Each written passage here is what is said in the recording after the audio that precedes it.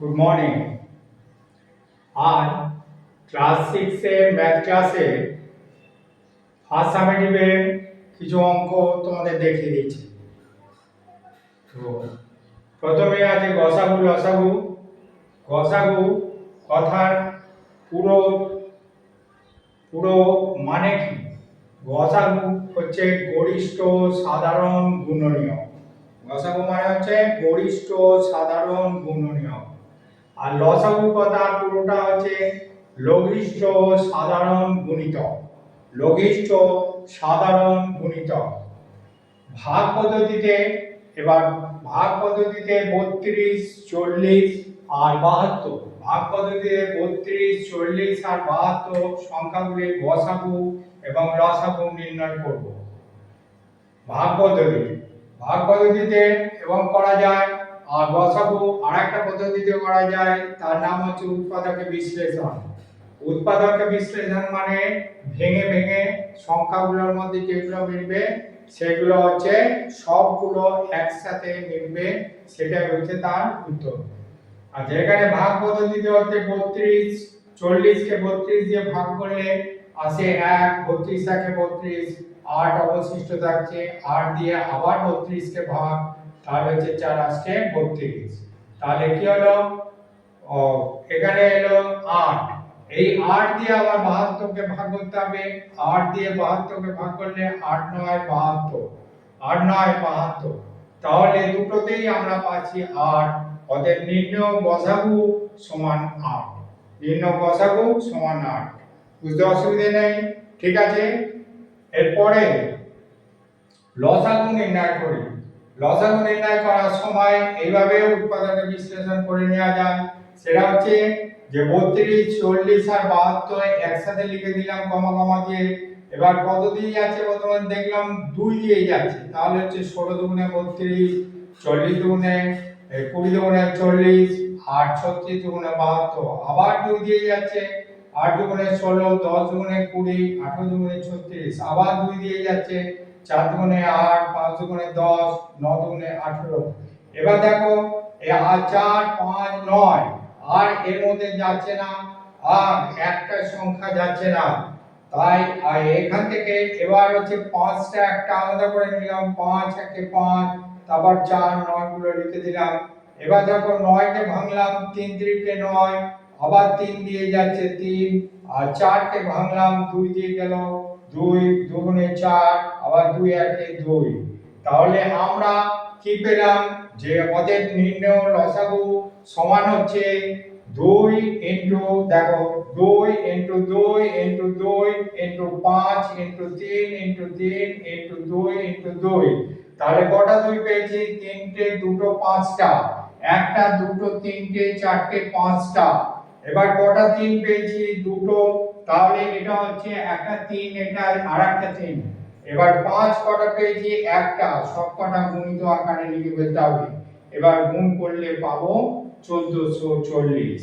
তাহলে নির্ণয় গসাগু হলো 8 আর নির্ণয় লসাগু হলো 40। বুঝতে অসুবিধা নেই? ঠিক আছে। তারপরে দেখো গসাগু লসাগু নিয়ে একটা সূত্র আছে। এই সূত্রটা মুখস্থ করে ফেলতে হবে। এই সূত্রটা হচ্ছে সংখ্যা দুটির গুণফল। সংখ্যা দুটির গুণফল সমান হচ্ছে সংখ্যা দুটির গসাগু ইনটু লসাগু। সংখ্যা দুটির গুণফল সমান সংখ্যা দুটির গসাগু ইনটু লসাগু। এবার এই সূত্রটা প্রয়োগ করে একটা অঙ্ক দেখিয়ে দিই। তোমাদের বইয়ে দেওয়া আছে 15 নম্বর দাগের একটা অঙ্ক, ইম্পর্টেন্ট অঙ্ক।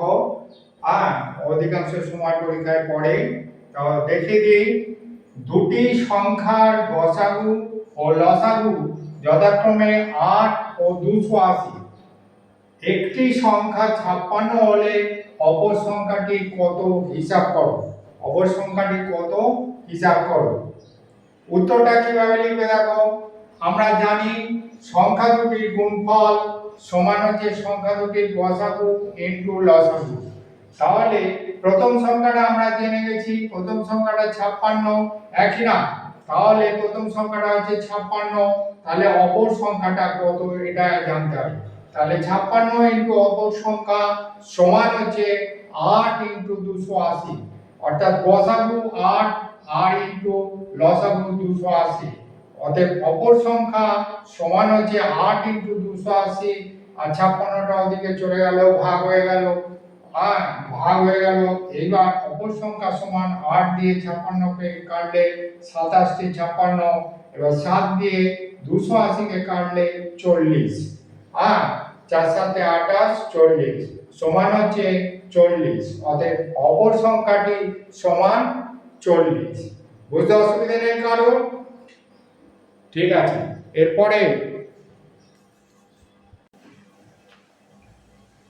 এরপরের অঙ্ক ঐকিক নিয়মে। এরপরের অঙ্ক দেখে নাও। কোষে দেখি 1.6, কোষে দেখি 1.6 এর একের দাগের অঙ্কটা। ইছামতি নদীর পাড়ের একটি অংশ বাধাই করতে 40 জন শ্রমিকের 35 দিন সময় লাগে। 28 দিনের মধ্যে ওই অংশ বাঁধাতে কতজন শ্রমিক লাগবে হিসাব করো। আচ্ছা, উত্তরটা কিভাবে লিখতে হবে দেখো। এটা ত্রৈরাসিক পদ্ধতিতে এরকম করে সাজিয়ে নিতে হবে। তো ত্রৈরাসিক পদ্ধতিতে সমস্যা, আগে সমস্যাটা গণিতের ভাষায় সমস্যাটি হলো, এটা লিখবে উপরে। তারপরে সমস্যাটিকে সাজাবে। কিভাবে সাজাবে আমি দেখিয়ে দিচ্ছি। তারপরে লিখবে যে এদের মধ্যে কি সম্পর্ক, দুটো যে সমস্যা হলো এই দুটো সমস্যার মধ্যে কি সম্পর্ক। তারপরে আমরা আসবো ঐকিক নিয়মের সমাধান করে পাই। তাহলে আমরা প্রথম স্টেপ লিখলাম গণিতের ভাষায় সমস্যাটি হলো, দ্বিতীয় স্টেপ সমস্যা সাজানো, তৃতীয় স্টেপ যে তার মধ্যে কি ধরনের সম্পর্ক আছে, এই দুটো সমস্যার মধ্যে কি ধরনের সম্পর্ক আছে, আর 4 নম্বর হলো ঐকিক নিয়মের সমাধান করে পাই। এই 4টে স্টেপ যদি তোমরা কমপ্লিট করো তাহলে কোথাও নম্বর কাটার জায়গা থাকবে না। ঠিক আছে? তাহলে গণিতের ভাষায় সমস্যাটি হলো, আর এই যে 4টে স্টেপ এখন কেন করব, আমি তো এইটুকু করেও ছেড়ে দিতে পারতাম, যে ঐকিক নিয়মে পুরোটা করে ছেড়ে দিতে পারতাম, কিন্তু করলাম কেন, যে এই তোমরা এই 6 এর যে শিখছো, এই 6 এর পর 7 এ আছে, 8 এ আছে, 9 এ আছে, এই একই জিনিস একটু এদিক ওদিক করে দেওয়া আছে। এটাকে ত্রৈরাসিক পদ্ধতি বলা হয়। পরবর্তীকালে তোমরা শিখবে, এখন এটা শিখে নাও। সেটা হলো গণিতের ভাষায় সমস্যাটি হলো, যেটা জানতে চেয়েছে সেটা আমরা আমার ডান দিকে লিখব, তোমার ডান দিকে লিখবে যেটা জানতে চেয়েছে। ঠিক আছে? যে সমস্যাটা জানতে চেয়েছে। এবার দেখো দিন সংখ্যা এখানে আছে 35 দিন, 35 লিখলাম।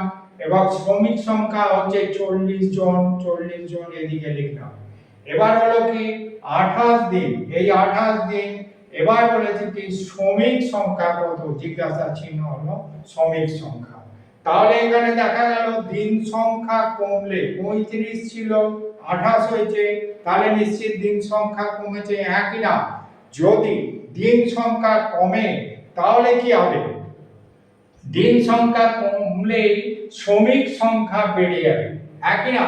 তাহলে শ্রমিক সংখ্যা বাড়লে এটা তখন হবে ব্যস্ত অনুপাতে আছে। দিন সংখ্যার সঙ্গে শ্রমিক সংখ্যা ব্যস্ত অনুপাতে আছে। ঠিক আছে? এবার দেখো ঐকিক নিয়মের সমাধান করে পাই। ঐকিক নিয়মে কিভাবে লিখতে হবে না, 35 দিনে একটি কাজ করে 40 জন শ্রমিক। 35 দিনে একটি কাজ করে 40 জন শ্রমিক। একদিনে একটি কাজ করে কতজন শ্রমিক, নিশ্চিত বাড়বে, তাহলে বাড়লে হলো 40 ইন্টু 35 জন শ্রমিক। এবার 28 দিনে একটি কাজ করে, ওই কাজটি করে কতজন শ্রমিক, 28 দিনে হলে একটু কমে যাবে, তাহলে 28 দিয়ে ভাগ হয়ে যাবে, তাহলে হলো কত, 4 10 40, 4 7 28, কাটাকাটি হলো। এবার 7 দিয়ে 35 কে 5 7 35, তাহলে 5 ইন্টু 10, 5 10 50 জন শ্রমিক। তাহলে 28 দিনের কাজটি করতে 50 জন শ্রমিক লাগবে। এই লাস্ট লাইনটা অবশ্যই লিখতে হবে। ঠিক আছে, বুঝতে অসুবিধা নেই কারোর? এবং অনেকক্ষণ অঙ্ক হলো, এবার একটা অঙ্কের ম্যাজিক দেখা। কি অঙ্কের ম্যাজিক? অঙ্কের ম্যাজিক তোমার কত তারিখে এবং কি মাসে জন্ম সেটা আমি বলে দেবো। ঠিক আছে, আমারটা দিয়ে তো এখানে একটা উদাহরণ দিয়ে দেখিয়েছি কি কি স্টেপগুলো করতে হবে, পরপর স্টেপগুলো তোমরা দেখে নেবে। সেই স্টেপ অনুযায়ী তোমার বন্ধু বান্ধবীদের জিজ্ঞেস করবে, জিজ্ঞেস করে তুমি নিজে বলে দেবে তার জন্ম তারিখ কত আর কোন মাসে জন্ম সেটা বলে দিতে পারবে। ঠিক আছে, তাহলে প্রথমে শুরু করি। দিন সংখ্যা 19, 19-এ আর মার্চ মাসে জন্ম। ঠিক আছে, এটা ধরে নিলাম।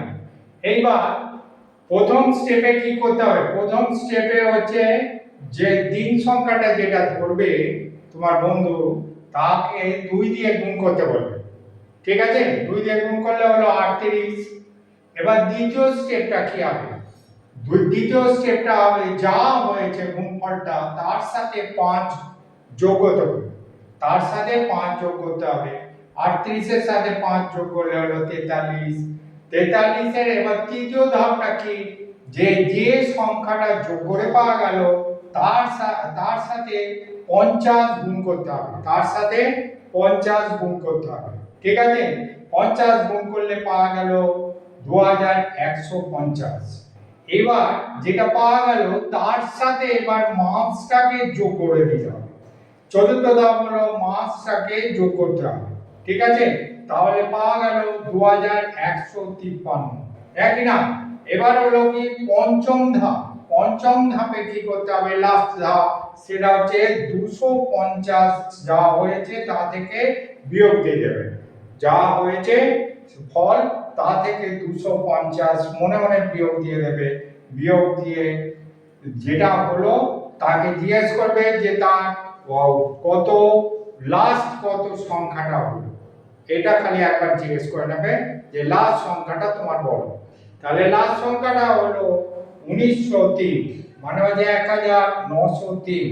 ঠিক আছে, তাহলে এই যে প্রথম দুটো সংখ্যা এটা হচ্ছে দিন সংখ্যা, দেখো 19 মিলল কিনা? তারপরে দ্বিতীয় সংখ্যা, এইদিকে দুটো সংখ্যা, এটা হলো মাস, তাহলে এটা হলো 3। বোঝা গেল? তাহলে দিন সংখ্যা মাস তোমরা সহজেই বলে দিতে পারবে। কে ভালো লাগলো? আজ এই পর্যন্ত।